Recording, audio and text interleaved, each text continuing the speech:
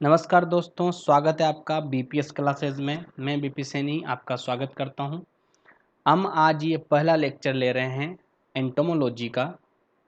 Entomology का ये पहला लेक्चर है और इसमें सबसे पहले हम वो वाला पोर्शन कवर करना चाहेंगे जो ज़्यादातर रटने वाला है, समझने वाला कम है।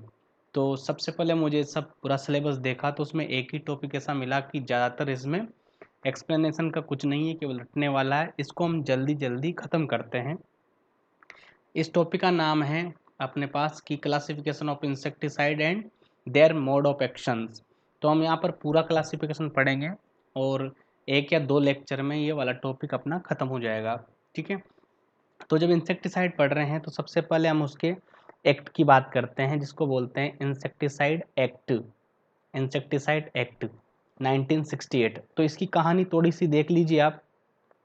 ये एक्ट क्या क्या कवर करता है इंडिया में। ये एक्ट जैसे कि इंसेक्टिसाइड हमने इंपोर्ट किए हैं, कहीं से मंगवाए हैं, या यहाँ पर इंडिया में जो इंसेक्टिसाइड मैन्युफैक्चर हो रहे हैं उसको भी कंट्रोल करता है कि कैसे अपने मापदंडों पर हो रहे हैं या नहीं हो रहे हैं, कोई उसमें अडल्टरिंग तो नहीं है। जो आ रहे हैं यानी जो इंपोर्ट हो रहे हैं वो सही है, सही तरह से काम कर रहे हैं, उनका फॉर्मुलेशन ठीक है। यहाँ पर जो इंसेक्टिसाइड दुकानदारों द्वारा बेचे जा रहे हैं, सेल किए जा रहे हैं, क्या वो प्रॉपर हैं। इसके अलावा जो ट्रांसपोर्ट है, इंसेक्टिसाइड का ट्रांसपोर्ट एक जगह से दूसरी जगह जाना विद इन कंट्री और बिटवीन कंट्रीज, इसका भी ट्रांसपोर्ट का भी रेगुलेशन कौन करता है? ये करता है। एक डिस्ट्रीब्यूशन, पूरे इंडिया में समान रूप से या पूरे स्टेट में समान रूप से डिस्ट्रीब्यूशन जो होता है, और इसका यूज़ कैसे हो रहा है, ज़्यादा तो नहीं हो रहा, कम तो कहीं उपलब्धता तो है या नहीं है, यूज़ कैसे कर रहे हैं, या इससे किसी इन्वायरमेंट पोल्यूशन का कोई डाउट तो नहीं है, या कुछ भी यूज़ करने के तरीक़ों में कुछ भी हो सकता है। ये सब import, manufacture, sales, transport, distribution, use, इन सब बातों को कवर कौन करता है? कीटनाशक अधिनियम 1968 या इंसेक्टिसाइड एक्ट 1968। देखो, इस एक्ट के पीछे एक कहानी है। एक बार 1958 में क्या हुआ, ये क्यों जरूरत पड़ी इसकी और क्यों बनाया गया, कैसे बनाया गया और इसके पीछे का लॉजिक क्या है। 1958 में एक बार केरल और मद्रास, उस टाइम पे चेन्नई को मद्रास बोला जाता है, केरल और मद्रास में क्या हुआ, बहुत सारे लोगों की डेथ्स होने लगी, बहुत सारी डेथ्स हुई। तो इस पर एक कमेटी बनाई गई कि ये डेथ क्यों हुई है, और ऐसा माना जाता था कि इनकी डेथ इसलिए हुई है, इतने सारे लोगों की एक साथ, क्योंकि इन्होंने कोई कंटामिनेटेड कुछ फूड ग्रेन्स का कंजप्शन किया था। इन्होंने क्या हुआ, कंटामिनेटेड वीट के ग्रेन्स का, यानी वीट के फूड ग्रेन्स का कंजप्शन कर लिया था, यानी कि खा लिए थे वीट। वो ऐसा हुआ कि एक जहाज में वीट लोड होके आ रहे थे, गेहूँ, उसी के साथ पेस्टिसाइड भी थे, तो कुछ बाय मिसअंडरस्टैंडिंग या बाय डिफ़ॉल्ट, कुछ भी बोल सकते हो, या कंटामिनेटेड हो गए ये आपस में, गेहूँ और जो कि पेस्टिसाइड उसमें आ रहे थे वो आपस में एक दूसरे में मिल गए, और वही यहाँ के लोगों को डिस्ट्रीब्यूट कर दिए गए केरल और मद्रास में, और यहाँ पर बहुत सारी डेथ उसके कारण हो गई है, जिसको बहुत बड़े वहाँ पर इश्यू के रूप में देखा गया 1958 में। तो क्या हुआ उस टाइम पर 1968 में इसकी जब जांच पड़ताल हुई, 1964 से लेकर 1967 तक इसकी क्या हुई, एक कमिटी इस पर कार्यरत की गई, एक कमेटी अपॉइंटमेंट की गई, किसके द्वारा? आईसीआर के द्वारा। जो इसको, इसके चेयरमैन कौन थे, जो इसको हेड थे, इस कमेटी के हेड थे, इनका नाम आपको ध्यान रखना है, क्योंकि इसके पीछे लॉजिक मेरा यही है कि आप इनका नाम जाने। एमएस टक्कर, ठीक है, एमएस टक्कर या एमएस ठाकर, कुछ भी बोल दीजिए। ये इसके हेड थे इस कमेटी के, जो कि केरल और मद्रास में हुई डेथ्स के बारे में रिपोर्ट ले रहे थे और हेड थे। तो इन्होंने 1964 से 1967 तक पूरा रिव्यू किया और उसके बाद बताया गया कि ये जो पेस्टिसाइड्स हैं इसकी मिस हैंडलिंग की वजह से ही क्या हुआ है, मिस हैंडलिंग की वजह से ही क्या हुआ है, ये पूरा कांड हुआ है। इसलिए हमें कोई रेगुलेशन चाहिए, कुछ एक ऐसा लेजिस्लेशन चाहिए जो पेस्टिसाइड को रेगुलेट कर सके ऑल ओवर इंडिया में। इसलिए एमएस टक्कर साहब ने क्या किया, 1968 में इस कमेटी ने एक सुझाव दिया कि इसके लिए एक एक्ट होना चाहिए, और इसीलिए गवर्नमेंट ऑफ इंडिया ने इस एक्ट को इनेक्टेड किया है 1968 में। यहाँ तक बात समझ में आई। लेकिन याद रखना ये एक्ट जो पहले था किसके अंडर आता था, ये एक्ट पहले आता था स्वास्थ्य मंत्रालय के अंडर में। स्वास्थ्य मंत्रालय का मतलब जो हेल्थ डिपार्टमेंट है, हेल्थ मिनिस्ट्री है, हेल्थ एंड वेलफेयर मिनिस्ट्री है, जिसको बोलते हैं अपन health and family welfare ministry, ठीक है, जिसको बोलते हैं स्वास्थ्य एवं परिवार नियोजन मंत्रालय, उसके अंडर में ये आता था। उसके बाद इसको 1970 में किसके अंदर दे दिया गया है, एग्रीकल्चर डिपार्टमेंट के अंदर। एग्रीकल्चर मिनिस्ट्री ने इसको अपना लिया है इस एक्ट को। तो इंसेक्टिसाइड एक्ट पहले हेल्थ एजार्टनेस के बारे में ही अवेयर करता था, बाकी ज़्यादा कुछ था नहीं। तो ये पहले स्वास्थ्य एवं परिवार नियोजन मंत्रालय के अंतर्गत आता था, हेल्थ एंड वेलफेयर मिनिस्ट्री के अंतर्गत। लेकिन 1970 में जब यूजेस ज़्यादा होने लगे और 1966 में जब ग्रीन रेवोल्यूशन वगैरह आई तो ज़्यादातर इनका प्रयोग होने लगा है। तो फिर एग्रीकल्चर के पार्ट ऑफ यूज हैं, इसको 1970 में कहाँ पर दे दिया गया है, 1970 में इसको दे दिया गया अपने एग्रीकल्चर मिनिस्ट्री के अंदर। तो ये कब दिया गया, 1970 में। यहाँ तक बात समझ में आई। अब देखो, जब 1970 में इस एक्ट को दे दिया है किसके अंदर, एग्रीकल्चर मिनिस्ट्री के अंदर। एग्रीकल्चर मिनिस्ट्री में आ गया है, एग्रीकल्चर मिनिस्ट्री में, ताकि अब एग्रीकल्चर में भी इसका रेगुलेशन अच्छे से हो पाए। एग्रीकल्चर मिनिस्ट्री में इसको इनेक्ट कर दिया है। तो उसी के तुरंत बाद इसमें ज़बरदस्त परिवर्तन आया इस एक्ट में, और इसको सबसे ज़्यादा इफ़ेक्टिव तरह से लागू कब माना गया, इफ़ेक्टिव रूप से इन्फोर्समेंट इसका कब हुआ, तो 1968 वाला इंसेक्टिसाइड एक्ट बना कब है, इसका इन्फोर्समेंट कब हुआ है, यानी बना कब है, 1968 में। लेकिन सबसे ज़्यादा इफेक्टिव सबसे पहले कब हुआ है, 1 अगस्त 1971 में ये सबसे पहले इफेक्टिव हुआ, मतलब पूरे एग्रीकल्चर सेक्टर में ये इफेक्टिव हुआ, क्योंकि इसी के साथ हमने सेंट्रल इंसेक्टिसाइड बोर्ड और रजिस्ट्रेशन कमेटी, इसके अंडर दो चीज़ें और जोड़ी गई एग्रीकल्चर डिपार्टमेंट ने, सेंट्रल इंसेक्टिसाइड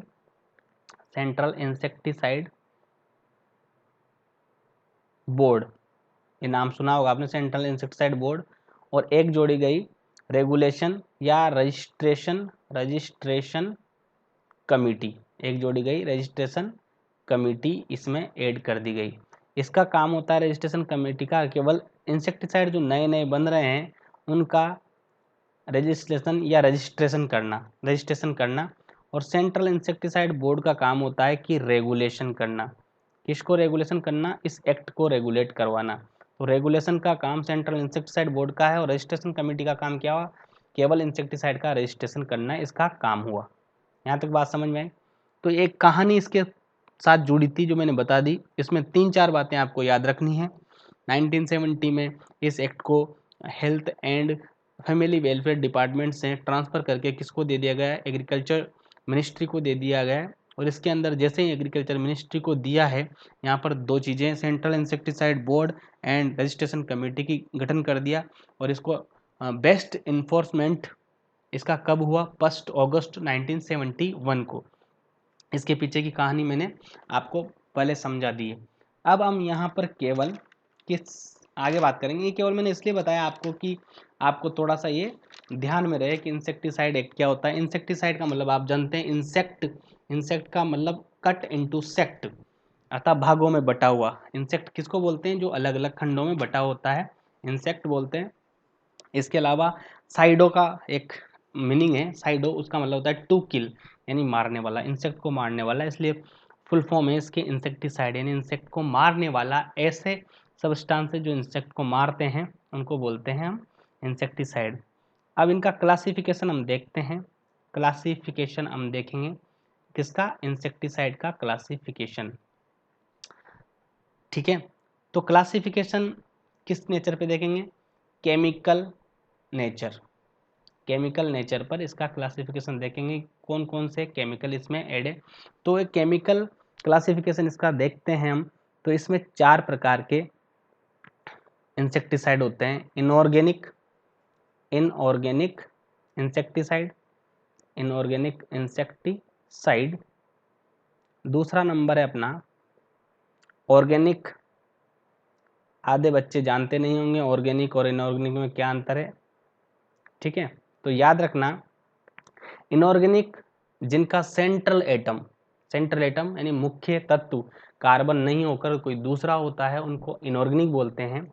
और जिनका सेंट्रल एटम ऑर्गेनिक इसलिए बोलते हैं क्योंकि जिनका सेंट्रल एटम कार्बन होता है, जिनका सेंट्रल एटम कार्बन हो उसको क्या बोलते हैं हम, ऑर्गेनिक। जैसे कि आपने ऑर्गेनिक केमिस्ट्री पढ़ी होगी, उसमें हमेशा हाइड्रोकार्बन्स होते हैं CHO, तो कार्बन वहाँ का मुख्य तत्व होता है, सब में होता है, तो वो क्या होता है, ऑर्गेनिक।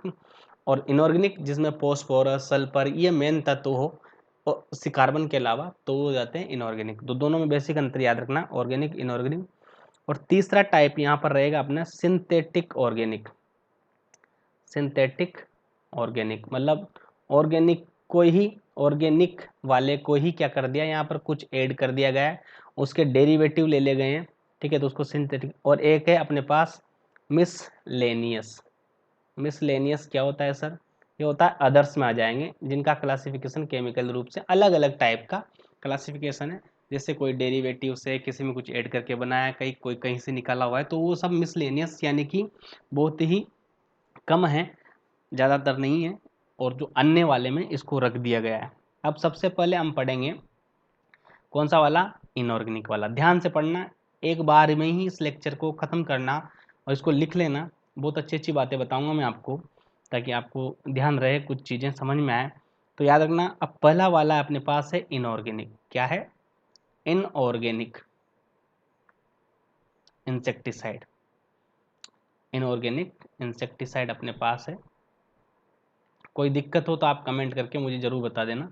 मैं कोशिश कर रहा हूँ कि आपको ज़्यादातर बेस्ट मटेरियल प्रोवाइड कराऊँ, ताकि आप अच्छे से तैयारी कर सकें। इनऑर्गेनिक में पहला आ जाएगा अपने पास कि जो मिनरल से बना है, किससे बना है, मिनरल मतलब मिनरल जानते हो, माइन से निकलता है, यानी खनिजों से बना हुआ है। जैसे कि अलग अलग, जैसे आर्सेनिक, ठीक है, यह है आर्सेनिक है। तो इसमें आर्सेनिक से जो बना है, ठीक है, इसको एस से डिनोट करते हैं और इसको अपन बोल देते हैं आर्सेनिकल्स।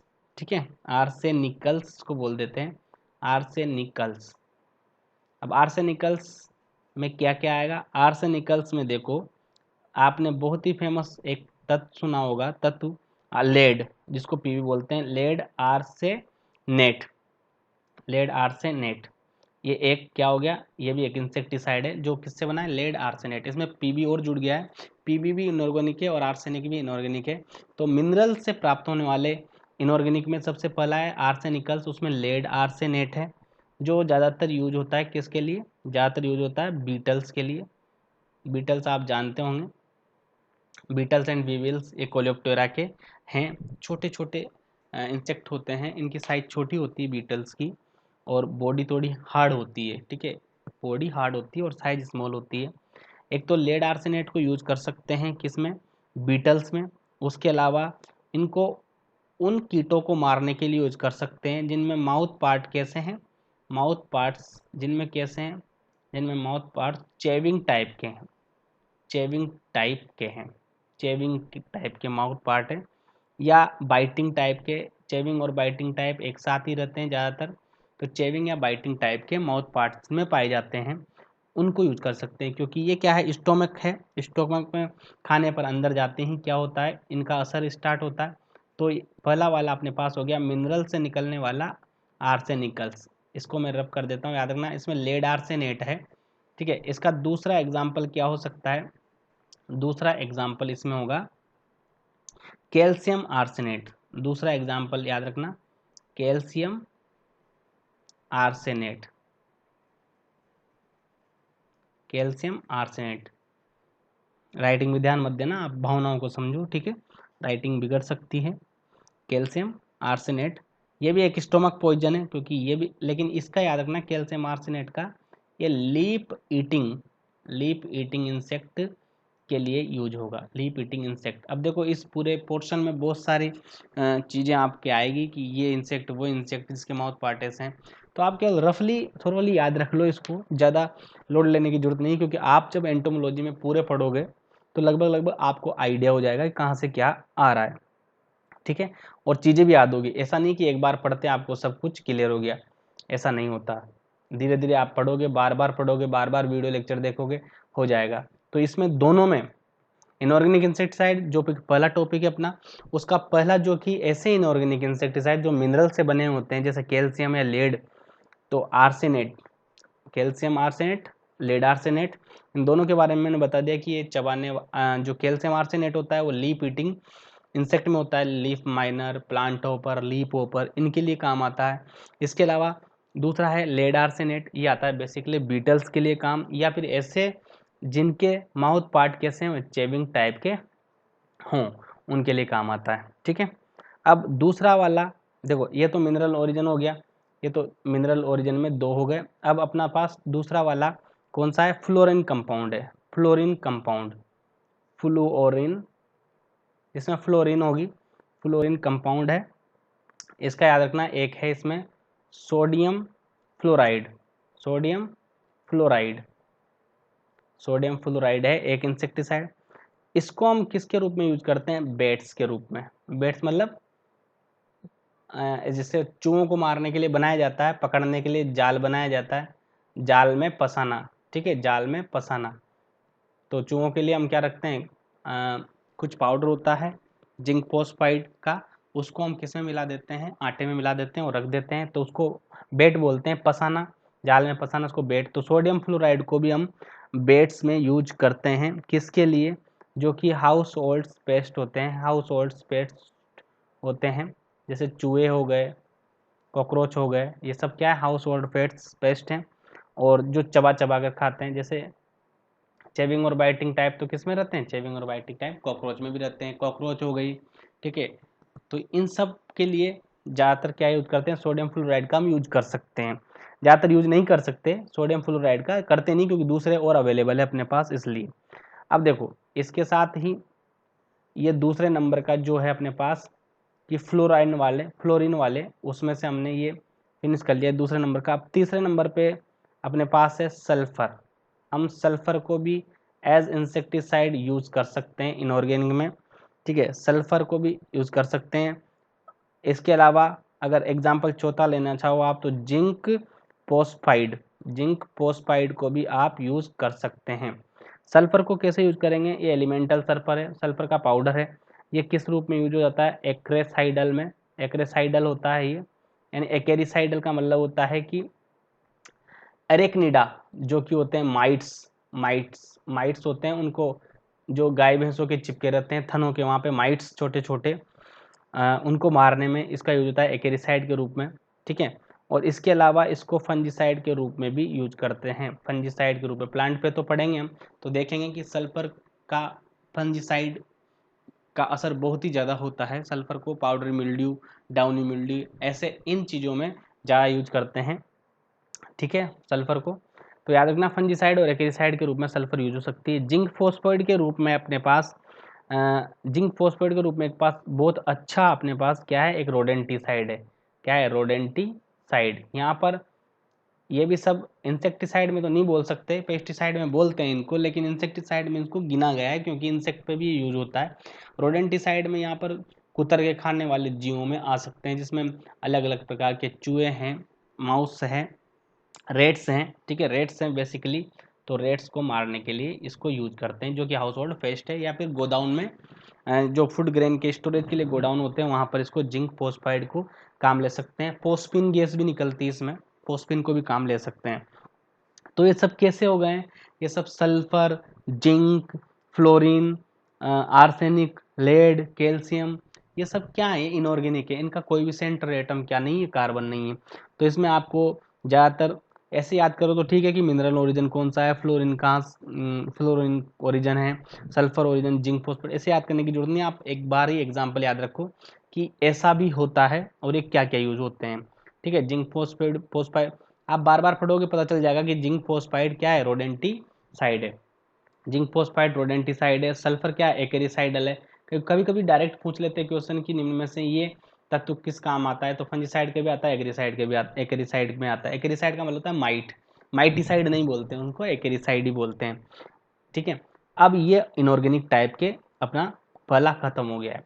अब हम बात करेंगे दूसरे नंबर के टाइप की, जिसको बोलते हैं हम ऑर्गेनिक इंसेक्टिसाइड। ऑर्गेनिक इंसेक्टिसाइड,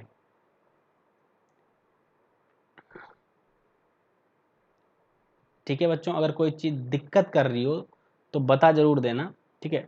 दूसरे नंबर पे ऑर्गेनिक इंसेक्टिसाइड। इसमें देखो ज़्यादातर ऑर्गेनिक इंसेक्टिसाइड में देखो हम किसको यूज कर सकते हैं, ऑयल को भी यूज कर सकते हैं, अपने पास जो सोप होता है उसको भी यूज कर सकते हैं, जो कि कहाँ से मिलता है, सोप भी कहाँ से मिलता है, फिश या समुद्री जानवरों में से मिल सकता है, ठीक है।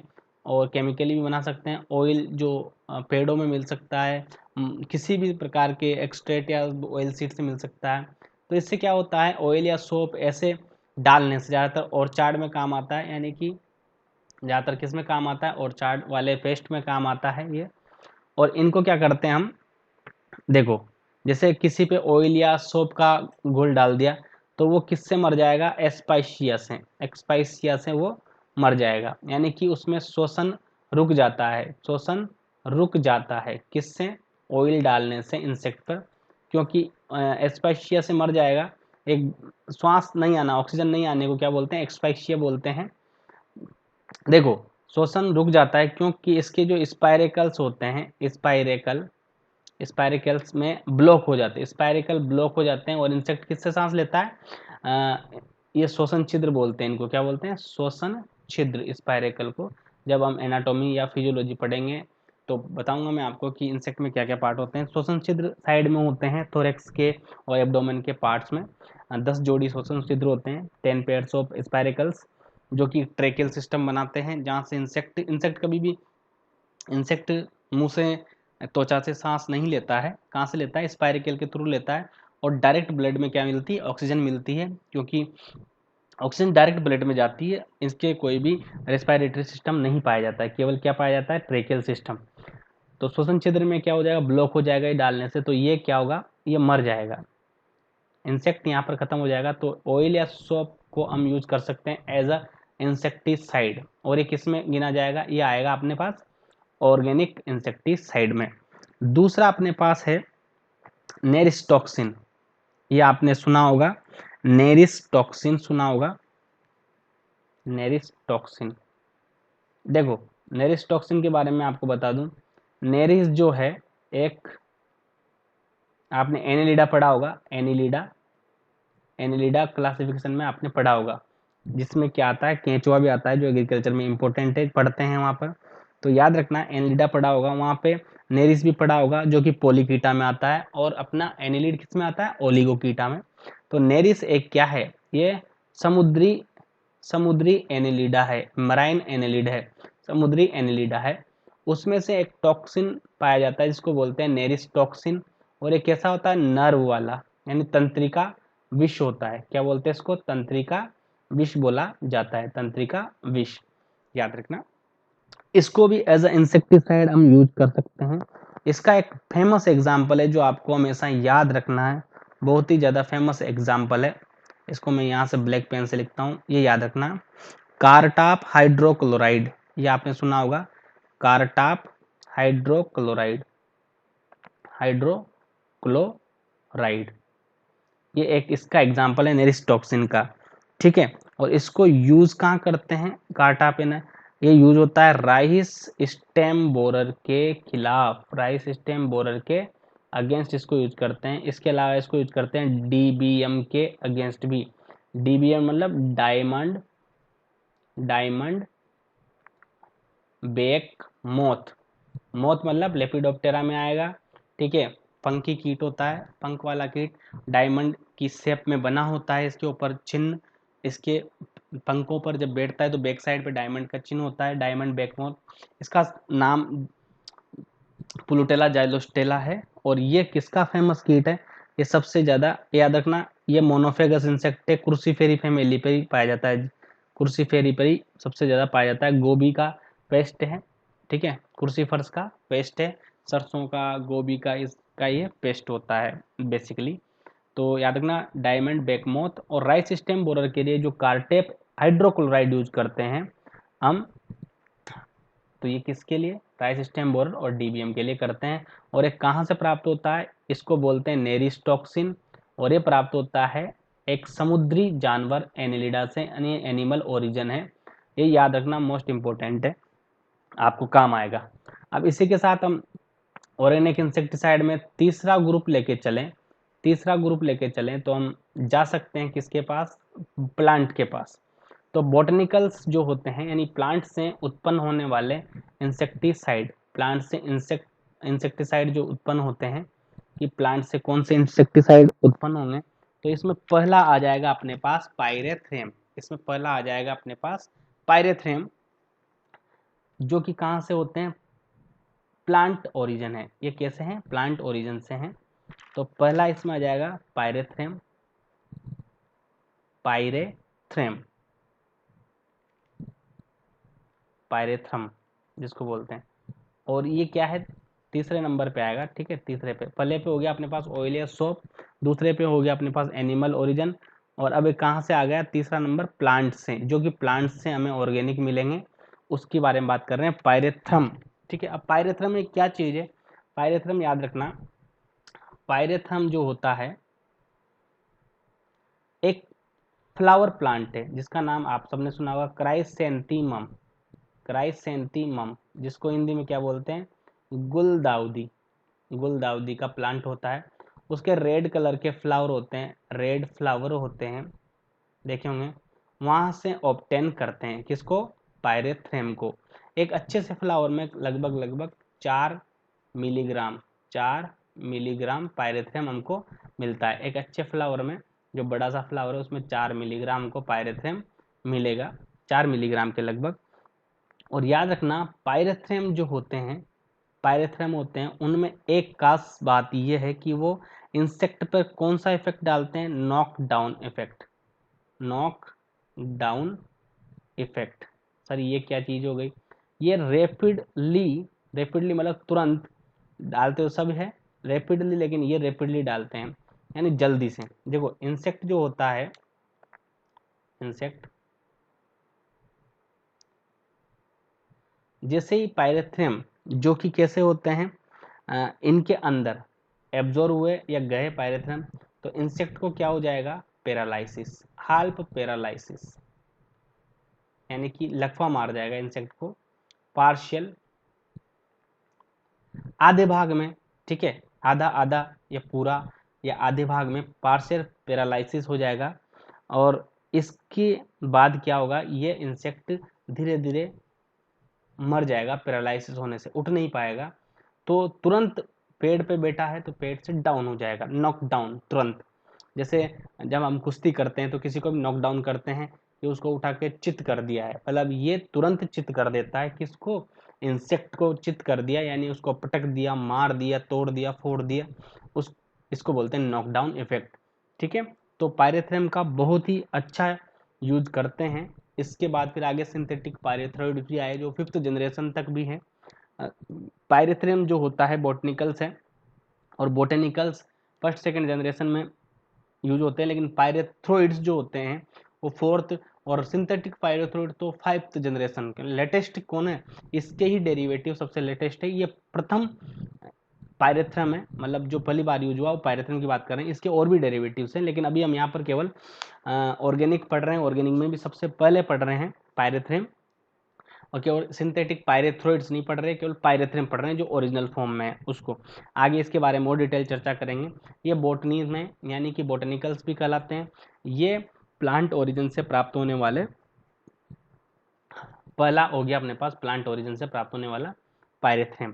इसके बाद हम अगर प्लांट से, जो दूसरा वाला है वो भी किससे मिलेगा, प्लांट से ही मिलेगा। दूसरा वाला है वो भी किससे मिलेगा, प्लांट से ही हम उसको ऑब्टेन करेंगे, ठीक है, प्लांट से ऑब्टेन करेंगे। तो उसका नाम हो जाएगा, पहला तो अपने पास पायरेथ्रम, दूसरा अपने पास है निकोटिन।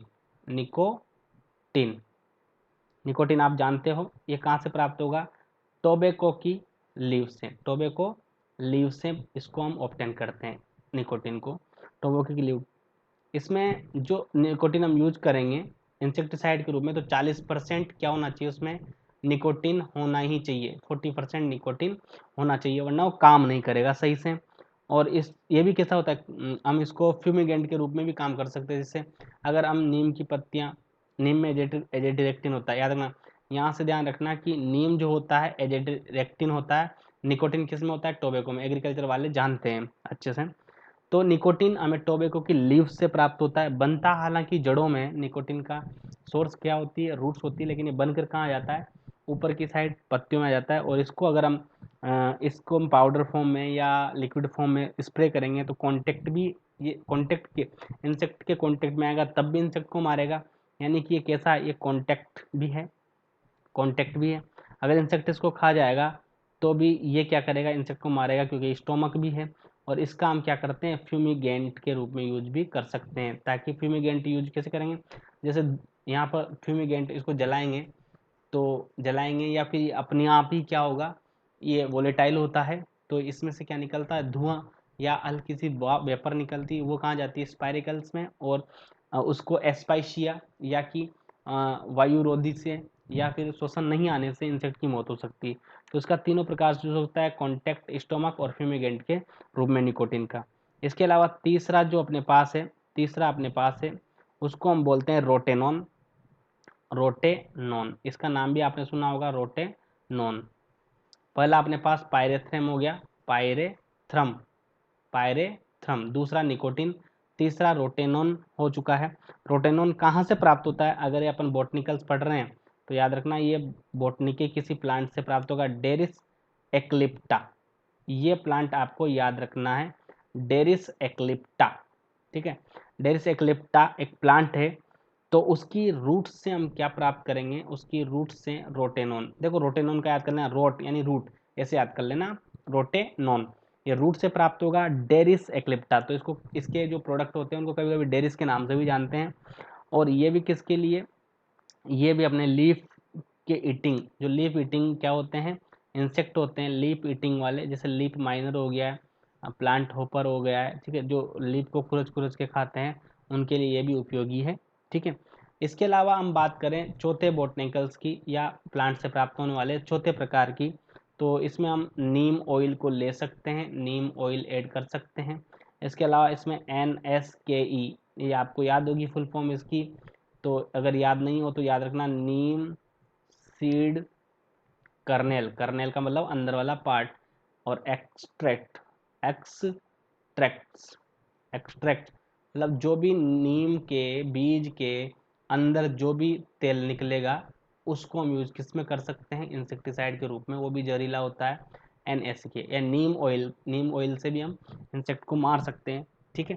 तो याद रखना ये चारों ऑर्गेनिक इंसेक्टिसाइड में है, पायरेथ्रम, निकोटिन, रोटेनॉन और नीम ऑयल या NSK, ये सब ऑर्गेनिक इंसेक्टिसाइड में आएंगे। ये दूसरा प्रकार अपना हो गया है यहाँ पर। अब हम तीसरे प्रकार की ओर बढ़ते हैं। तीसरा प्रकार जो कि महत्वपूर्ण और सबसे इम्पोर्टेंट जो पूछे जाने वाला प्रकार है, जो क्वेश्चन आएंगे वो यहाँ से आएंगे आपके ज़्यादातर क्वेश्चन, क्योंकि बाकी लगभग सबको याद होता है। अब तीसरा प्रकार जो अपने पास है वो सबसे इम्पोर्टेंट है, इसको ध्यान से पढ़ना, सिंथेटिक ऑर्गेनिक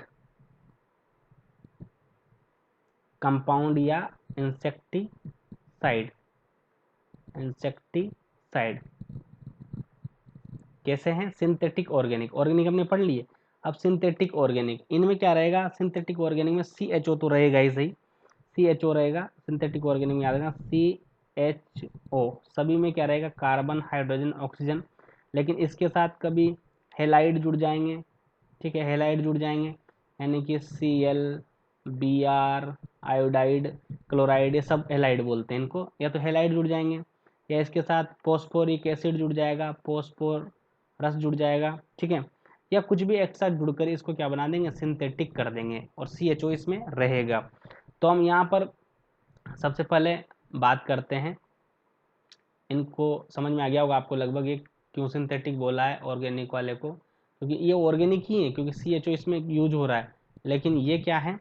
ये अपने पास सिंथेटिक है। तो इसमें पहला एग्जाम्पल हम देखने से पहले याद रखते हैं कि इनका जो इफेक्ट होता है वो कैसा होता है? स्टोमक, ताकि बार बार बताने की जरूरत ना पड़े, ये पाचन तंत्र के माध्यम से, या अगर ये कांटेक्ट में भी आ जाए तब भी ये क्या करते हैं? जैसे रेस्पिरेटरी सिस्टम को हानि पहुंचा दे, डाइजेस्टिव सिस्टम को हानि पहुंचा दे, या कांटेक्ट में आने पर ये किसी को भी रप्चर कर सकते हैं, किसी भी कांटेक्ट में आने पर, याद रखना। तो ये बता दिया। इसके अलावा इनमें सिंथेटिक ऑर्गेनिक इंसेक्टिसाइड की एक खराब बात भी मान लो, इनकी लॉन्ग रेसिडुअल स्टेबिलिटी रहती है, मतलब एक बार ये पड़ गए किसी पेड़ पर या जमीन के अंदर तो ये बहुत दिनों तक डिकम्पोज नहीं हो पाते हैं, ये इसकी। तो यहाँ पर हम इंसेक्टिसाइड के बारे में इतना भी डिटेल में नहीं पढ़ रहे, या फिर पूछने वाले इतने भी डिटेल में नहीं पूछेंगे कि आपको मेन क्वेश्चन स्किप करके वो फालतू क्वेश्चन पर जाए, इसलिए हम केवल एग्जाम्पल और उनके ध्यान रखते हैं ज़्यादातर। सिंथेटिक ऑर्गेनिक इंसेक्टिसाइड में हम पहला एग्जाम्पल अगर लेना चाहें तो वो एक ग्रुप है, पहला एग्जाम्पल ग्रुप है जिसको बोलते हैं क्लोरीनेटेड क्लोरीनेटेड हाइड्रोकार्बन। मैंने बताया था आपको शुरू में कि हाइड्रोकार्बन CHO तो रहेंगे से हाइड्रोकार्बन, इसके अलावा क्लोरीनेटेड मतलब इसमें क्या जुड़ जाएगा? Cl का योग होगा, क्लोरीन, Cl को क्या बोलते हैं? क्लोरीन इसमें आएगी, ठीक है, क्लोरीनेटेड हाइड्रोकार्बन में क्लोरीन आएगी है, ठीक है। अब देखो यहाँ पे अगला देखते हैं हम, जैसे इसमें एग्जाम्पल देखते हैं पहला, तो पहला वाला हमें एग्जाम्पल मिलने को सबसे पहले मिलेगा DDT का, आपने नाम सुना होगा, जो कि बहुत फेमस हुआ है, ठीक है। इसकी फुल फॉर्म अक्सर पूछ ली जाती है, तो इसकी फुल फॉर्म आप सबको याद होना चाहिए, dichloro diphenyl, dichloro diphenyl trichloro. देखो कई बार बच्चे गलती कर देते हैं, ये फुल फॉर्म में डाइक्लोरो डाइफिनाइल ट्राइक्लोरो एथेन, क्या है पीछे? एथेन, याद रखना, ये DDT की फुल फॉर्म है। इसी के साथ DDT क्या होती है? देखो इसमें बार बार डाइक्लोरो मतलब दो क्लोरीन, डाइफिनाइल मतलब दो फिनाइल ग्रुप, ट्राइक्लोरो फिर इसमें भी तीन क्लोरीन, एथेन तो CHO सब आ गया है इसमें ना, CHO तो है से, इसके अलावा क्लोरीन क्लोरीन क्लोरीन की बात हो रही है, तो क्लोरीनेटेड हाइड्रोकार्बन हम इसको बोलते हैं, DDT को क्लोरीनेटेड हाइड्रोकार्बन। ये भी एक प्रकार की नर्व टॉक्सिन का या नर्व टॉक्सिन के काम करेगी। देखो हम इंसेक्टिसाइड का जो इफेक्ट है, मोड ऑफ एक्शन है कि वो कहाँ पर काम करेगा, कि वो नर्व को डिस्टर्ब करेगा, या फिर वो जुवेनाइल हार्मोन को डिस्टर्ब करेगा, या फिर वो अपने मोल्टिंग हार्मोन को एक्डायोसन को डिस्टर्ब करेगा, नर्व एसिटाइल कोलिन एंजाइम को डिस्टर्ब करेगा, काइटिन सिंथेसिस को, फैट सोल्यूबल माइटोकॉन्ड्रिया किसको डिस्टर्ब करेगा, ये डिटेल में आप लेक्चर में पढ़ेंगे। यहाँ पर हम केवल केमिकल नेचर के बारे में बात कर रहे हैं, आपको पता होना चाहिए। हम डिटेल में एक और चीज़ पढ़ेंगे जो कि बहुत इंपॉर्टेंट है, ठीक है, उसकी टेंशन मत लो, उसको पढ़ा दूंगा, लेकिन पहले ये सब देख लोगे तो आपको थोड़े जाने पहचाने एग्जाम्पल ध्यान आने लग जाएंगे। चलो आगे देखते हैं DDT। देखो ये DDT को अगर देखो तो एक साइंटिस्ट है जिन्होंने पहली बार बनाया इसको, तो आप उसका छोटा सा नाम याद रख लेना, जिल्डर, उसको क्या बोलते हैं? जिल्डर बोलते हैं। और उसने 1874 यानी 1874 में इसको बना दिया फर्स्टली फॉर्म। DDT को सबसे पहले किसने बनाया? जिल्डर ने। अगर कोई पूछ ले, क्यों लेकिन पूछेंगे इसलिए क्योंकि वो एंटोमोलॉजी में पूछ रहे हैं, याद है आपको, एंटोमोलॉजी में पूछ रहे हैं, और एंटोमोलॉजी में क्या मायने रखती है DDT की? इंसेक्टिसाइडल प्रॉपर्टी, इंसेक्टिसाइडल प्रॉपर्टी, मतलब DDT का कब पता चला कि वो इंसेक्ट को भी मार सकती है, और ये किसने बताया? तो ये जिसने बताया यही इसका मेन साइंटिस्ट माना जाता है एग्रीकल्चर में, याद रखना, पॉल मूलर, और ये कब बताया? 1939 में। और इसीलिए पॉल मूलर को 1948 में क्या मिला है? नोबल। बहुत बड़ी खोज कर दी इन्होंने। खोज कर दी मतलब खोज बनाया उसने, अब जो बना देगा, लेकिन उसने कुछ बताया नहीं बाद में। तो बाद में इन्होंने काम किया डीडीटी पर और ये बताया, देखो बताने के मिल गए नोबल, लेकिन बताना ऐसा ही नहीं होता आसान, ठीक है। कोई भी चीज़, किसी भी प्रॉपर्टी को विथ एग्जाम्पल, विथ प्रूफ उन्होंने शो किया है कि इंसेक्टिसाइडल प्रॉपर्टी डीडीटी में होता है। पॉल मुलर ने 1939 में बताई थी, लेकिन 1948 तक इनको नोबेल प्राइज मिल गया था। और याद रखना, ये बहुत ही ज़्यादा यूज होने वाला इंसेक्टिसाइड था उस जमाने में। आज भी बहुत जगह बैन हो चुका है हालांकि, लेकिन उस टाइम पे बहुत जगह यूज होने वाला इंसेक्टिसाइड क्या था? डीडीटी था। अब इसको मैं यहाँ से रब करता हूँ। इसके अलावा डीडीटी के बारे में कुछ और इंफॉर्मेशन आपको दूं एक आध, तो याद रखना डीडीटी लेस फाइटोटॉक्सिक होती है, मतलब ये ज़्यादातर इफेक्ट नहीं डालती किस पर? प्लांट पर ज़्यादातर टॉक्सिक प्रभाव नहीं डालती है। कौन? डीडीटी। इसके अलावा अगर मान लो प्लांट पर इफेक्ट तो नहीं डालती, लेकिन एक ऐसा ग्रुप है जिसको बोलते हैं कुकुरबिट्स, जिसमें खरबूजे, तरबूज, टिंडा, ये सब, कद्दू, ये सब आते हैं कुकुरबिट्स। इस पर ये क्या डालती है? Phytotoxic effect. ये ज़्यादा सेंसिटिव होते हैं किसके लिए? डीडीटी के लिए। तो याद रखना कुकुरबिट्स पे कभी भी डीडीटी का इस्तेमाल नहीं करते हैं। हो गया याद? अब देखो, ये क्लोरीनेटेड हाइड्रोकार्बन में पहला एग्जांपल हो गया अपने पास, क्या हो गया? डीडीटी। अब दूसरा एग्जांपल हम देखने वाले हैं यहाँ पर, डीडीटी के बाद जिसमें भी क्लोरीन रहेगी उसको बोलते हैं, दूसरा एग्जांपल यहाँ पर हम देखेंगे BHC। आपने नाम सुना होगा BHC का, BHC का नाम सुना होगा। इसको बोलते हैं हम बेंजीन हेक्साक्लोराइड। दूसरा एग्जांपल हो गया अपने पास BHC, बेंजीन हेक्साक्लोराइड। अब इसका IUPAC नाम, सर IUPAC क्या होता है?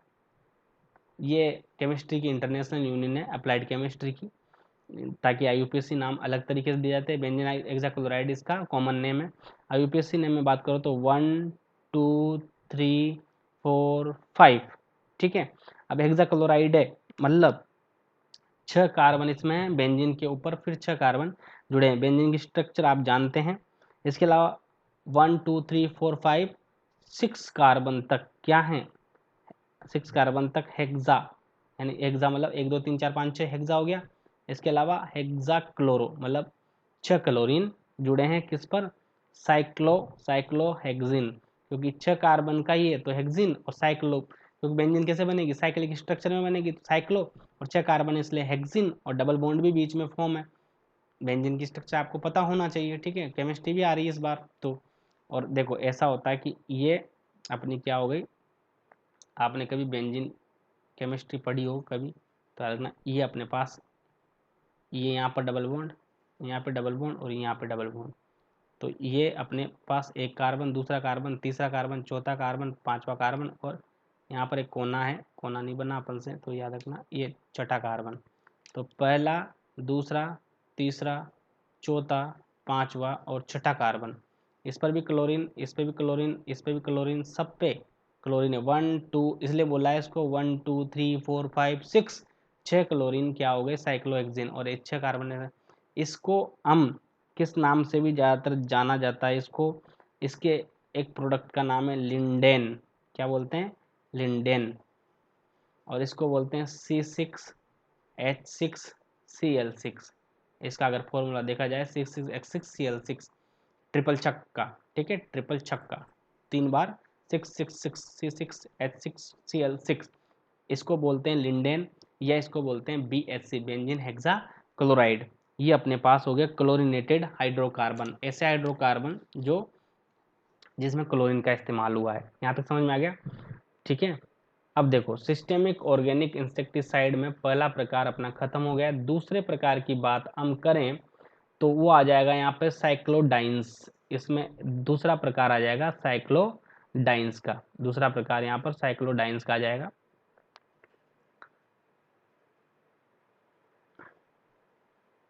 साइक्लोडाइन्स कंपाउंड, साइक्लोडाइन कंपाउंड।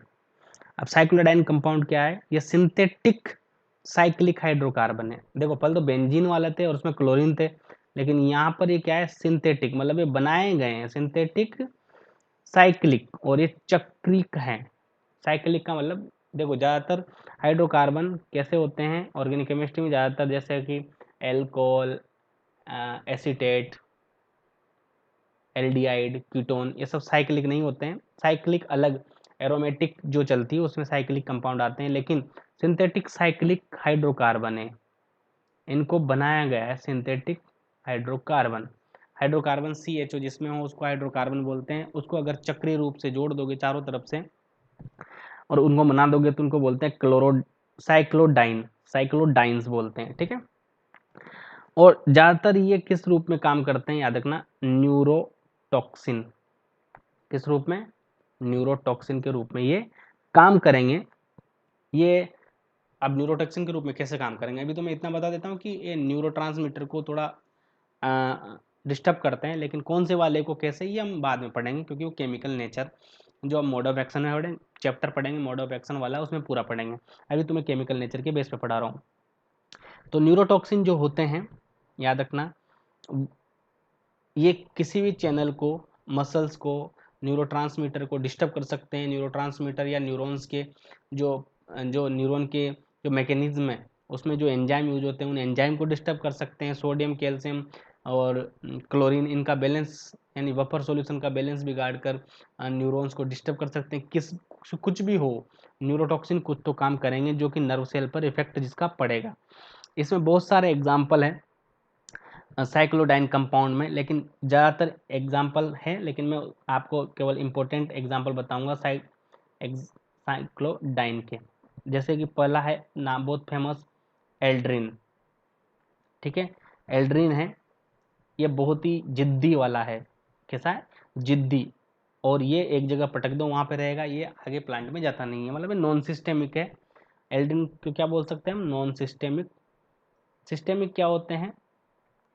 सिस्टेमिक होते हैं कि प्लांट के अंदर जाइलम के फ्लोएम के थ्रू पूरे प्लांट में वो जहर या वो इंसेक्टिसाइड फैल जाए, और जहाँ भी नुकसान हो, जैसे जड़ को काटे तो कीड़े मर जाए, पत्ती को खाए तो कीड़े मर जाए, तने को खाए तो, क्योंकि पूरे प्लांट में फैल चुका है, और जो जहाँ पे डाले वहाँ पर लोकेलाइज्ड पोजिशन में रहे, तो उसको क्या बोलते हैं हम? उसको हम नॉन सिस्टेमिक बोलते हैं। तो एल्ड्रिन भी ऐसा ही है, लेकिन ये बहुत जिद्दी है, जहाँ पड़ा रहेगा वहाँ पर पड़ा रहेगा, या अगर कीट में चला गया तो कीट में परसिस्टेंट हो जाएगा, प्लांट में चल गया तो प्लांट में परसिस्टेंट हो जाएगा। परसिस्टेंसी इसमें होती है, जिद्दी है, स्थायी होता है, ज़्यादातर जल्दी से डिजोल्व नहीं होता है, ठीक है।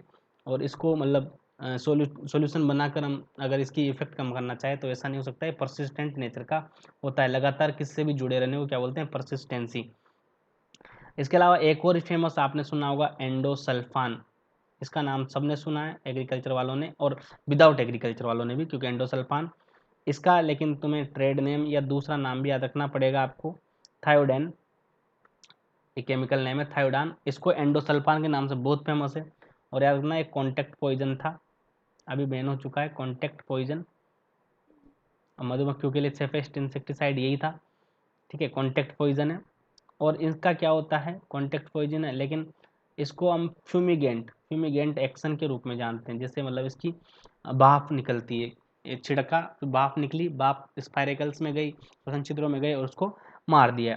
तो कई बार गांव में जो किसान भाई होते हैं वो भी क्या करते हैं, कभी कभी बिना मास्क लगाए या बिना प्रॉपर हैंडलिंग के हवा की दिशा में चलते हुए ये छिड़क लेते हैं एंडोसल्फान वगैरह, तो उनकी कभी डेथ भी हो जाती है, क्योंकि ये दम घुटने वाला है, दम घूंट देता है, क्योंकि इसमें ऑक्सीजन की बहुत ज़्यादा एस्पाइशिया होकर कमी हो जाती है, ठीक है। तो एंडोसल्फान बेसिकली हम एंडोसल्फान को यूज करते हैं सकिंग पेस्ट के लिए, जो रस चूसक कीट है, सकिंग पेस्ट, या बोरर जो छेदक हैं, फ्रूट बोरर हैं, स्टेम बोरर हैं, ठीक है। और सकिंग पेस्ट है जैसे वाइट फ्लाई है, मॉस्किटोज हैं, ठीक है, बहुत सारे ट्रिप्स हैं, ये सब सकिंग पेस्ट में आते हैं। तो इसके लिए हम ज़्यादातर यूज करते हैं एंडोसल्फान को, जो कि साइक्लोडाइन है, हम साइक्लोडाइन पढ़ रहे थे। इसके अलावा एल्ड्रिन हमने पढ़ लिया, तो दो एग्जाम्पल आप इसके याद रखो, एंडोसल्फान और एल्ड्रिन। इसके अलावा कुछ एग्जाम्पल और है जिसको मैं आपको यहाँ पर बता दूँ, जैसे कि एक एग्जांपल है हेप्टाक्लोर, हेप्टाक्लोर, ये एग्जांपल ये भी याद रखना। तीसरा एग्जांपल हेप्टाक्लोर का भी याद रख लेना, साथ में कभी पूछ ले, ठीक है। उसके बाद एल्ड्रिन से आपको एक क्लोरेडेन भी याद रखना है, क्लोरेडेन, साइक्लोडाइन से याद रखना, क्लोरेडेन इसमें आता है, साइक्लोडाइन में याद रखना। तो एक पहला हो गया एल्ड्रिन, दूसरा एंडोसल्फान, तीसरा मैंने बताया आपको एप्टाक्लोर, चौथा बताया क्लोरेडेन। देखो अब ऐसा मत सोचना कि सर इतने कैसे याद होंगे, आपको ध्यान रखने ही पड़ेंगे, बहुत सारे हैं इंसेक्टिसाइड, बहुत सारे हैं, लेकिन मैं यहाँ पर आपके लिए बेसिकली जो बहुत ज़्यादा यूज होते हैं उनको सेलेक्ट करके लाया हूँ यहाँ पे, ठीक है। इसके अलावा एल्ड्रिन के साथ डाईएल्ड्रिन आ जाए, ठीक है, डाईएल्ड्रिन आ जाए, एनेंड्रिन आ जाए, एल्ड्रिन आ जाए, तो वो सब भी इसमें एल्ड्रिन में ही आ जाएंगे, साइक्लोडाइन में आ जाएंगे। तो ये साइक्लोडाइन कंपाउंड हो गए जो कि हमने सिंथेटिक ऑर्गेनिक इंसेक्टिसाइड में दूसरे नंबर पे हमने पढ़े हैं। पहले नंबर पे क्या पढ़े थे, पहले नंबर पे क्लोरीनेटेड हाइड्रोकार्बन पढ़े थे, दूसरे नंबर पे हम साइक्लोडाइन पढ़ चुके हैं। साइक्लोडाइन में एंडोसल्फान, एल्ड्रिन, डाईएल्ड्रिन, क्लोरोडेन, हेप्टाक्लोर ये सब आ गए और न्यूरोटॉक्सिक के रूप में काम करते हैं। और मैंने बहुत सारी बातें एंडोसल्फान के बारे में बता चुका हूँ। ये सब कैसे हैं, ऑर्गेनिक इंसेक्टिसाइड है, सिंथेटिक इंसेक्टिसाइड है। अब तीसरा जो ग्रुप है इसमें उसकी बात करते हैं। तीसरा ग्रुप जो है वो है ऑर्गेनोफॉस्फेट्स, ऑर्गेनोफॉस्फेट्स, ऑर्गेनोफॉस्फेट इसमें आएगा तीसरे नंबर पे। देखो ऑर्गेनिक तो है ही सही, लेकिन इसमें क्या जुड़ा है, मैंने जैसे उसमें बताया था आपको कि क्लोरीन जुड़ा है, तो क्लोरीनेटेड हो गया, तो ये ऑर्गेनोफॉस्फेट है, यानी फॉस्फेट, फॉस्फोरिक एसिड इसमें काम आएगा। PO4 जो ये होते हैं वो इसमें जुड़े रहेंगे, और ऑर्गेनिक कंपाउंड CHO तो रहेंगे सही। देखो ऑर्गेनोफॉस्फेट के पीछे एक कहानी है। इसको हम इंसेक्टिसाइड के रूप में 1930 से यूज कर रहे हैं, अबाउट 1930 से यूज कर रहे हैं। लेकिन ये सबसे फेमस कब हुआ, याद रखना, इसके पीछे एक कहानी है। फेमस कब हुआ, ये ऑर्गेनोफॉस्फेट्स फेमस हुए 1942 में, यानी सेकेंड वर्ल्ड वार के टाइम पर। सेकेंड वर्ल्ड, सर इससे वर्ल्ड वार का क्या रिलेशन है, सेकेंड वर्ल्ड वार यानी द्वितीय विश्व युद्ध से क्या संबंध है। तो क्या हुआ, ऑर्गेनोफॉस्फेट के बारे में जर्मनी के जो सैनिक थे, जर्मनी की जो आर्मी थी, उसने इसको एज अ वेपन यूज़ किया था दुश्मनों के अगेंस्ट, जो वहाँ पर भी विद्रोह कर रहे थे जर्मनी में भी, उनके अगेंस्ट वेपन के रूप में यूज किया था। बायो वेपन इसको अपन बोल सकते हैं, केमिकल वेपन या बायो वेपन के रूप में इसको यूज किया। बायो वेपन तो नहीं बोल सकते क्योंकि वो तो वायरस वगैरह होते हैं, वो बाद में बताऊंगा बायो वेपन के बारे में। इसको अपन बोल सकते हैं केमिकल वेपन के रूप में। किसके रूप में, केमिकल वेपन के रूप में यूज किया था। क्योंकि याद रखना ऑर्गेनोफॉस्फेट्स हैं, ये जितने भी ऑर्गेनोफॉस्फेट मैं आपको एग्जांपल के तौर पे इंसेक्टिसाइड के रूप में बताऊंगा, ये सब क्या करते हैं, एक एंजाइम होते हैं जो बहुत फेमस है, वो जो हम नेक्स्ट क्लास में पढ़ेंगे, लेकिन अभी बता देता हूँ।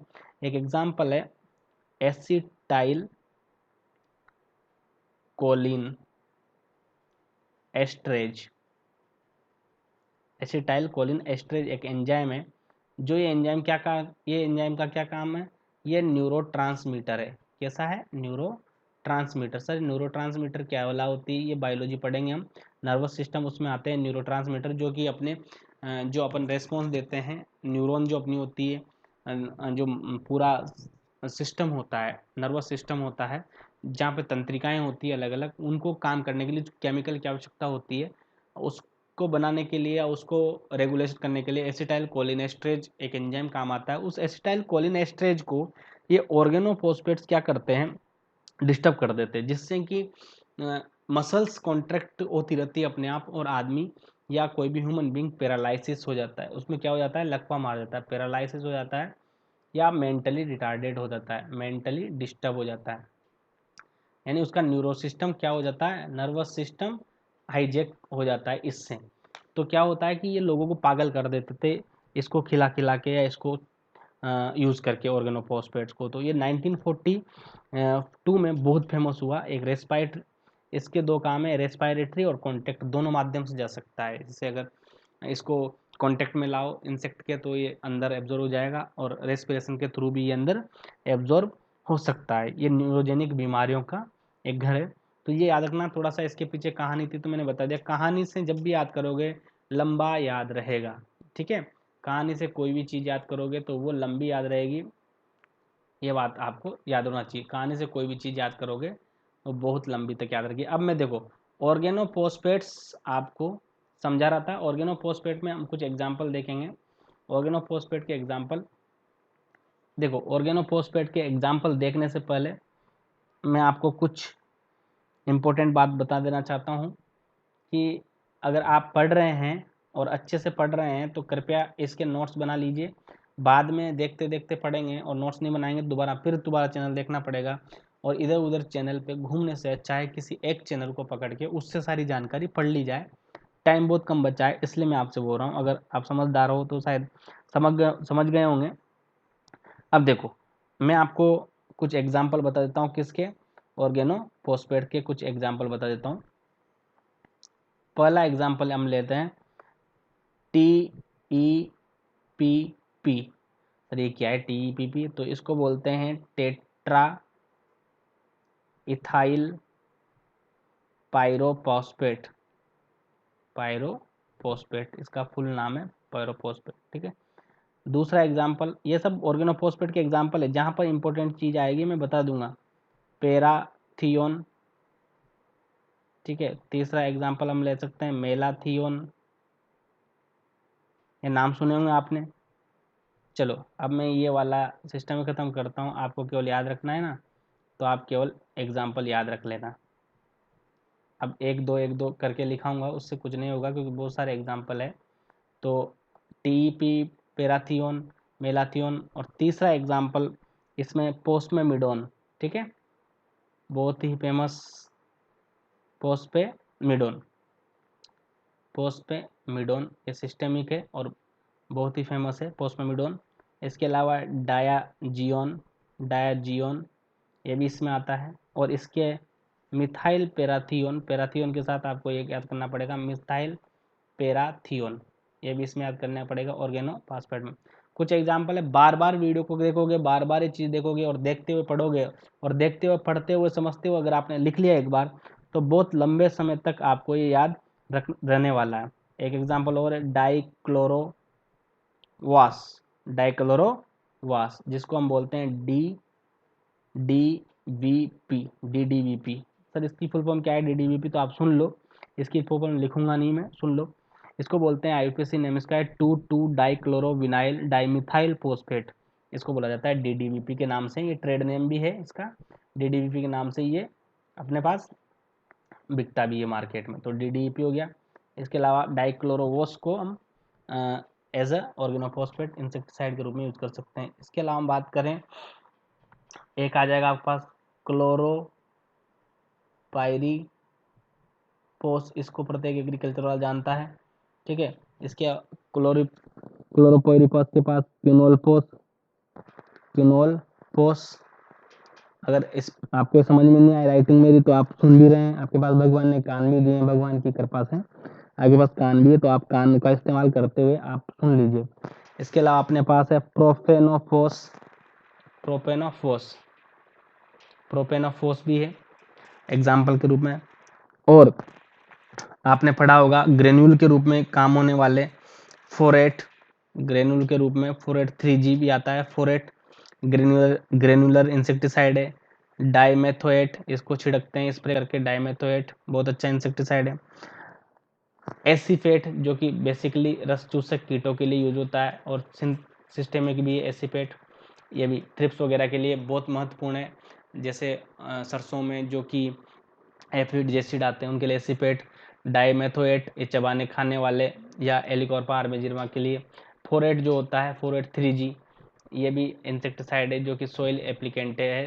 प्रोफेनोफोस, अब देखो कुछ एग्जाम्पल इसमें थोड़े मायने रखते हैं जिससे मैं बता दूं आपको। पेराथियोन, मेलाथियोन, डाइक्लोरवास, मिथाइल पेराथियन, फोस्फेमिडोन, डाइजिनिन, क्लोरोपाइरिफोस, क्विनोलफोस, प्रोफेनोफोस, फोरेट, एसिपेट, डाइमेथोएट। तो ये एग्जाम्पल तुम बार बार देखोगे, बार बार पढ़ोगे, बार बार देखोगे, बार बार पढ़ोगे तो क्या होगा, ये याद होने, ये माइंड में स्टक करेंगे। उस टाइम पे जब आप 4 ऑप्शन देखोगे वहाँ पे ये लगेगा आपको कि इसमें तो ये नहीं पढ़ा था, इसमें तो ये पढ़ा था, हो सकता है इसमें पढ़ा था। आप दिमाग अपने आप काम करना स्टार्ट कर देगा। इसलिए याद रखना, जब भी एग्जाम्पल पढ़ो तो इसको एक बार लिख के उतार के एक बार विजुलाइजेशन में जरूर कर लेना, क्योंकि लिखा हुआ कम याद होता है, देखा हुआ ज़्यादा याद होता है। अपना माइंड जो होता है विजुअल इफेक्ट में ही पढ़ता है और उसको ही याद रखता है। जैसे किस कॉपी के पेज पर, किस रजिस्टर के पेज पर, कहाँ पर, किस कंप्यूटर की किस स्लाइड में आपने कुछ चीज़ देखी थी, माइंड तुरंत आपको बताएगा। तो सभी चीज़ों को लाइन डायग्राम और चित्रों के माध्यम से पढ़ने की आप कोशिश किया करो। यहाँ पर कुछ इसके बारे में स्पेशल बताऊं, जैसे कि डाइक्लोरोवास है, डाइक्लोरोवास है, ये क्या करता है, ये फ्यूमिगेंट एक्शन देता है। किसका? फ्यूमिगेंट। इसमें ये वोलेटाइल होता है, वोलेटाइल, तो फ्यूमिगेंट एक्शन देता है डाइक्लोरोवास। इसके अलावा बात करें क्लोरोपाइरीफॉस, ये स्पेशल किसके लिए, क्लोरोपाइरीफॉस किसके लिए यूज होता है? क्लोरोपाइरीफॉस सबसे पहले आप सबको पता है कि टर्माइट के लिए यूज होता है, दीमक के लिए यूज होता है। टर्माइट का नाम आपको पता है, माइक्रोटर्मिस ओबेसिस या ओडेंटोडर्मस ओबेसिस आइसोप्टेरा इसका। अब धीरे धीरे मैं आपको यहाँ पे इंसेक्ट के बारे में थोड़ी थोड़ी जानकारी देने लग जाऊंगा, ताकि आपको जब मैं एंटोमोलॉजी पढ़ाऊँ तो ज़्यादा डिस्टर्ब ना हो, ठीक है। टर्माइट में 3 फॉर्म होती है, 3 प्रकार के होते हैं, 4 प्रकार के होते हैं, ठीक है। वर्कर्स होते हैं, सोल्जर्स होते हैं, और एक क्यून होती है, किंग होता है, ठीक है। तो 4 फॉर्म होती है। ये भी एक सोशल इंसेक्ट है टर्माइट, और बरसात में अपनी कॉलोनी बनाता है। आइसोप्टेरा इसका आइसोप्टेरा इसका गण है। मोलिनिफॉर्मिस इसमें क्या पाई जाती है? एंटीनी पाई जाती है। आगे की बातें आगे करेंगे। क्लोरोपाइरिफॉस के बारे में याद होगी। यहाँ पर अब जो फोरेट होता है, मैंने बताया था जैसे आपको फोरेट के बारे में स्पेशल, ये कैसा होता है? ग्रेन्यूल होते हैं, दानों में होता है, दानों में होता है फोरेट, ठीक है। इसके अलावा फोरेट का 3G होता है, याद रखना, 3G हमेशा याद रखना, याद हो जाएगा आपको। मेलाथियोन है, इसके बारे में आपको याद रखना पड़ेगा कि ये सबसे फसलों के लिए सबसे सेफेस्ट इंसेक्टिसाइड है। दूसरी क्रॉप पर ज़्यादा ये प्रभाव नहीं डाला। सेफेस्ट इंसेक्टिसाइड इज मेलाथियोन, सबसे ज़्यादा सेफेस्ट इंसेक्टिसाइड क्या होता है? मेलाथियोन होता है। यहाँ तक समझ में आ गया आपको? देखो, अब ये सब जो चीज़ें पढ़ाई है मैंने, ये यहाँ तक ध्यान रखना। इसके बाद हम पढ़ेंगे चौथे नंबर का, ये सिस्टेमिक क्या खत्म हो गया? सिस्टेमिक ऑर्गेनिक्स इंसेक्टिसाइड खत्म हो गए हैं, ठीक है। सिस्टेमिक ऑर्गेनिक इंसेक्टिसाइड यहाँ पर खत्म हो गए हैं। अब बात करते हैं हम कार्बेमेट्स की। किसकी बात करेंगे? कार्बेमेट्स की। सिस्टेमिक ऑर्गेनिक इंसेक्टिसाइड यहाँ पर खत्म हुए हैं, जिसमें अपना खत्म क्या क्या किया हमने? ऑर्गेनोफॉस्फेट खत्म कर लिया है, साइक्लोडाइन खत्म कर लिया है, क्लोरीनेटेड हाइड्रोकार्बन खत्म कर लिया है। चलो इसमें एक और बच गया है, एक और पढ़ा देते हैं। अपने पास बच गया है कार्बेमेट्स। कार्बेमेट्स के बारे में आपने सुना होगा, ये चौथा नंबर का सिस्टेमिक ऑर्गेनिक इंसेक्टिसाइड है कार्बेमेट्स। इसके आगे हम बाद में पढ़ सकते हैं, लेकिन एक ही लेक्चर में सब कुछ समझाना जरूरी है, क्योंकि आप फिर आलस कर जाओगे और आपको पढ़ने में बाद में बड़ा दिक्कत होगी। तो अब थोड़ा सा एक कार्बेमेट के बारे में और जान लीजिए। इसको जल्दी रैपअप करेंगे हम इस पूरे को, बाद में इसके नेक्स्ट लेक्चर में इसको आगे बढ़ाएंगे। एक होता है कार्बेमेट, कार्बेमेट्स। सर ये कार्बेमेट्स क्या होते हैं? ये भी सिंथेटिक ऑर्गेनिक कंपाउंड ही है, लेकिन कार्बेमेट के बारे में भी एक कहानी आपको बताता हूँ। एक कार्बेमेट इसलिए बोलते हैं क्योंकि एक केलाबार नाम, केलाबार बीन, बीन जानते हो जैसे सोयाबीन, वैसे केलाबार बीन यानी फली होती है, उधर अफ्रीका साइड पाई जाती है, जिसका बोटनिकल नेम आपको याद रखना है या नहीं रखना वो आपके ऊपर डिसाइड करता है। इसका बोटनिकल नाम है फाइसोस्टिग्मा वेनेनोसम, फाइसोस्टिग्मा वेनेनोसम, इसका बॉटनिकल नाम है फाइगोस्टिग्मा वेनेनोसम। इस जहरीली वीड, इसको वहाँ के लोग इसको डेविल्स वीड भी बोलते हैं, यानी भूत है, और इस वीड को जो खा लेगा इसकी फलियों को, वो फिर हमेशा जिंदा रहेगा, क्योंकि इससे नहीं मरा तो किससे नहीं मरेगा। ऐसे कुछ अफवाहें हैं वहाँ के लोगों में, ठीक है। फाइसोस्टिग्मा वेनेसोनम इसका नाम है, और इससे जो प्राप्त होता है केमिकल, उसको हम बोल देते हैं फाइसो स्टेगमाइन, फाइसोस्टेगमाइन इसको बोल देते हैं केमिकल को। या इसको एक और नाम जाना जाता है ई सेरिन, इसके केमिकल जो निकलते हैं उसको नाम। ये कहानी सुना रहा हूँ, थोड़ा ध्यान रहेगा। कार्बेमेट जब आप पढ़ोगे, कहाँ यार ऐसी कहानी थी कुछ, तो थोड़ा समझ में आएगा आपको ना। फाइसोस्टेगमाइन एसेराइन, 2 प्रकार से क्या है इसका नाम रखा गया फाइसोस्टेगमाइन, क्योंकि फाइसोस्टिग्मा वेनेसोनम से ये प्राप्त होता है। केलाबार वीन है, ऐसे डाइट भी पूछ सकते हैं। और ये एक प्रकार के क्या है? एल्केलॉइड है, एल्केलॉइड्स, यानी कि OH ग्रुप इसमें होता है, अलग अलग एल्कोलॉइड्स होते हैं। इनका एक्शन होता है सिस्टेमिक, सिस्टेमिक यानी पूरे पूरे प्लांट में या पूरे जहाँ पर इसको डालेंगे वो पूरे लिविंग सिस्टम में फैल जाएंगे। और इसका सिस्टेमिक एक्शन, इसके अलावा कॉन्टैक्ट एक्शन उसका होता है। अगर कॉन्टैक्ट या संपर्क में कोई कीट आता है तो ये मार डालता है, और ये सिस्टेमिक प्रकार का होता है। समझ में आ गया। ये एक बीन है, केलाबार बीन, जिसका नाम है फाइसोस्टिग्मा वेनेनोसम। जो जहरीले सीड होते हैं, इसके जहरीले सीडों में से फाइसोस्टिग्माइन या एसेराइन नामक एल्कोइड होता है, उससे ही ये बनाई गई है सारी जो केमिकल। अब कार्बामेट्स को बनाया इससे गया, तो अब कौन कौन से कार्बामेट्स है जो इससे ओरिजिन होते हैं, ये इसका ओरिजिन पॉइंट मैंने बता दिया है। अब एग्जाम्पल आपको याद रखना है, मोड ऑफ एक्शन में आपको बाद में पढ़ाऊंगा, ठीक है। तो याद रखो, इसमें एक एग्जाम्पल है, आपने सुना होगा कार्बारिल, सुना है आपने, कार्बारिल एग्जाम्पल है कार्बारिल। ये सबसे ज़्यादा यूज किया जाता है कॉटन में, याद रखना, कॉटन पेस्ट के लिए यूज किया जाता है सबसे ज़्यादा। ये बस इतना याद रखना, कार्बारिल कार्बेमेट्स में आता है, इंसेक्टिसाइड है, सिंथेटिक ऑर्गेनिक इंसेक्टिसाइड, और कॉटन पेस्ट के लिए सबसे ज़्यादा यूज किया जाता है। बॉलवर्म्स, स्पॉटेड बॉलवर्म्स, ठीक है, और अलग अलग कीटों में इसका यूज किया जाता है। एक इसमें आता है जो बहुत फेमस है, आपने पढ़ा होगा, निमेटोलॉजी में पढ़ा होगा, कार्बोफ्यूरॉन। कार्बोफ्यूरॉन ये सबसे ज़्यादा यूज किया जाता है बोरर्स के लिए, यानी root borers, fruit borers, shoot borers, और स्पेशली निमेटोड के लिए। निमेटिसाइड होता है ये कार्बोफ्यूरॉन। ये ऐसा इंसेक्टिसाइड जो निमेटोड के लिए यूज भी किया जाता है, कार्बोफ्यूरॉन। इसके अलावा एक इसमें एल्डिकार्ब और मिथोमाइल, दो इसके साथ ही दो बता दूं, मिथोमाइल, एल्डिकार्ब और मिथोमाइल है। इसको सही से लिखता हूं एक बार, मिथोमाइल, मिथोमाइल, ये दो एग्जांपल और याद रखना। एल्डिकार्ब बहुत फेमस है, याद रखना, एल्डिकार्ब बहुत फेमस है, बहुत टॉक्सिक भी होता है, एल्डिकार्ब और मिथोमाइल। इसके अलावा एक नाम सुना होगा आपने, प्रोपोक्सर, प्रोपोक्सर, प्रोपोक्सर, ये भी कार्बोमेट्स में आते हैं, प्रोपोक्सर।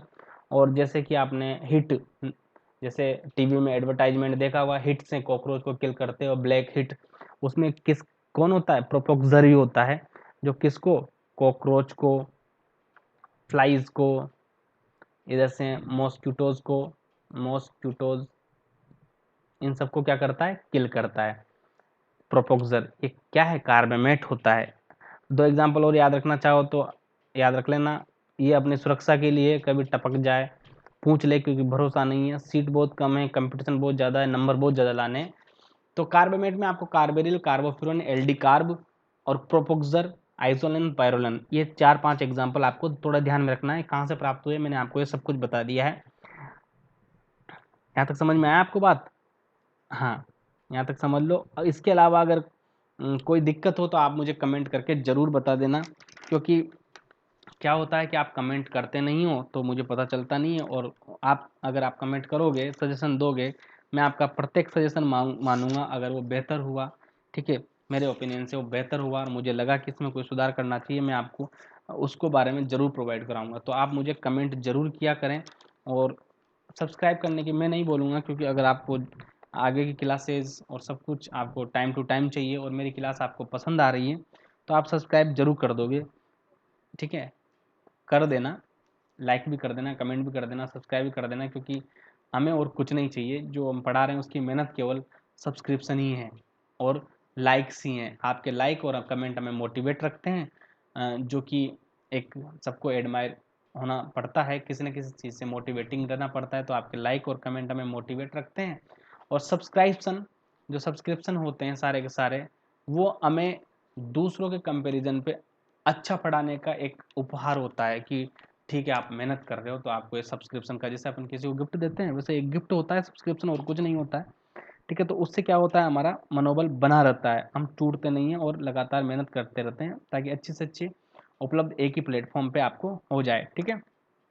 तो ये सिंथेटिक ऑर्गेनिक इंसेक्टिसाइड अपने यहाँ पर जो हमने पढ़े, पहले तो अपने पढ़ा क्लोरीनेटेड हाइड्रोकार्बन, फिर हमने पढ़ा है यहाँ पर दूसरे नंबर पे पढ़ा था हमने साइक्लोडाइंस, तीसरे नंबर पे पढ़ा हमने ऑर्गेनोफॉस्फेट, चौथे नंबर पे पढ़ा कार्बामेट्स। ठीक है, ये पढ़ा आपने। चलो यहाँ तक आज इस लेक्चर को ख़त्म करते हैं। नेक्स्ट हम सिंथेटिक पायरेथ्रोइड पढ़ेंगे, सिंथेटिक पायरेथ्रोइड पढ़ेंगे और कुछ मिसलेनियस कंपाउंड पढ़ेंगे। तो चलो लगे हाथ में सिंथेटिक पायरेथ्रोइड आपको पढ़ा देता हूँ, क्योंकि जो छूट गया वो छूट जाता है और रही हुई चीज़ नहीं हो पाती बाद में। तो यहाँ पर कुछ स्पेशल एग्जाम्पल है, वो भी इसी ऑर्गेनिक की के हैं। तो 4 हो गए, एक और इसमें पढ़ लेते हैं ताकि कोई चीज़ छूटे ना। बाकी का इनको पढ़ने के बाद बाकी का हम नेक्स्ट क्लास में पढ़ेंगे। ठीक है, तो अभी हम पढ़ते हैं सिंथेटिक पायरेथ्रोइड, थोड़ा सा ही है। हम 5वें नंबर पे ले लेते हैं सिंथेटिक ऑर्गेनिक में, सिंथेटिक पायरेथ्रोइड, सिंथेटिक पायरेथ्रोइड, पायरेथ्रोइड्स। पायरेथ्रोइड्स आप जानते हो, पायरेथ्रम जो कि क्राइसेंथेमम गुलदाउदी से प्राप्त हुआ था, उसी का सिंथेटिक रूप हम पढ़ रहे हैं। ये क्या है, नेचुरल जो पायरेथ्रम है, नेचुरल पायरेथ्रम जो हमने किससे लिया था, गुलदाउदी के फूलों से नेचुरल पायरेथ्रम प्राप्त होता है। उसका क्या है, डेरिवेटिव्स होते हैं, उसके क्या होते हैं, डेरिवेटिव्स होते हैं, यानी उससे निकले वाले चीज़ें होती है कुछ। ठीक है, डेरिवेटिव्स होते हैं। और याद रखना कि कुछ पायरेथ्रम जो होते हैं उनकी कुछ जनरेशन बनाई गई थी, जो फर्स्ट बार और सेकंड बार और थर्ड, 3 जनरेशन में इसको पढ़ते हैं सिंथेटिक पायरेथ्रोइड को। और इनको बनाया इसलिए गए हैं, इनको बनाया इसलिए गया है पायरेथ्रम, क्योंकि जो नेचुरल पायरेथ्रम होता है वो सनलाइट और जो एयर होती है उसमें क्या होता है, उससे ये स्टेबल नहीं रह पाता है, स्टेबल नहीं रह पाता है, टूट जाता है, स्टेबिलिटी नहीं आती है।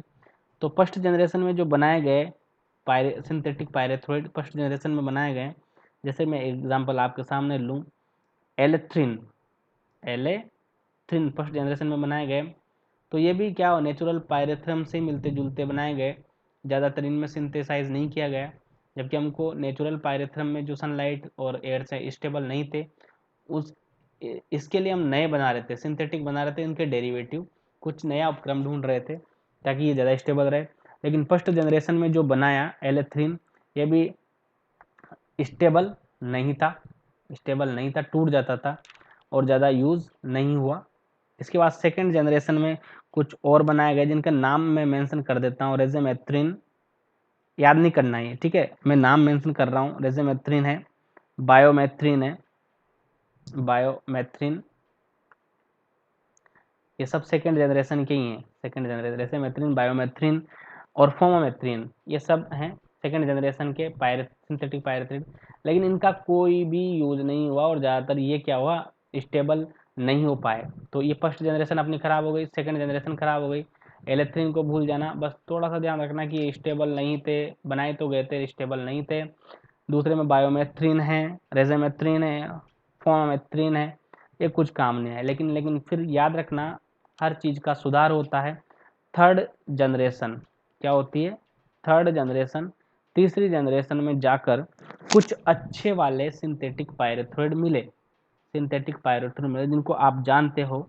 जैसे पहला एग्जाम्पल है परमेथ्रिन, ये नाम सुना होगा आपने, आप वही नाम सुनोगे जो आपने पढ़ा है, क्योंकि वो सबसे बेस्ट है। ठीक है, परमेथ्रिन जो होता है, इसके अलावा एक और है जो साइपरमेथ्रिन, इसका नाम भी आपने सुना होगा। ये भी क्या है, सिस्टेमिक पायरेथ्रोइड है, सिंथेटिक पायरेथ्रोइड, साइपरमेथ्रिन, परमेथ्रिन, थ्रिन याद रखना। इसके अलावा डेल्टा मेथ्रिन भी इसमें आता है, डेल्टा मेथ्रिन भी इसी में आएगा, डेल्टा मेथ्रिन। और एक और ही एग्जाम्पल जो कि बहुत फेमस हुआ है,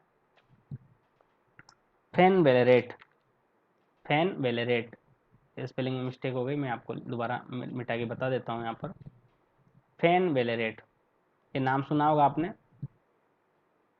फेनवेलेरेट।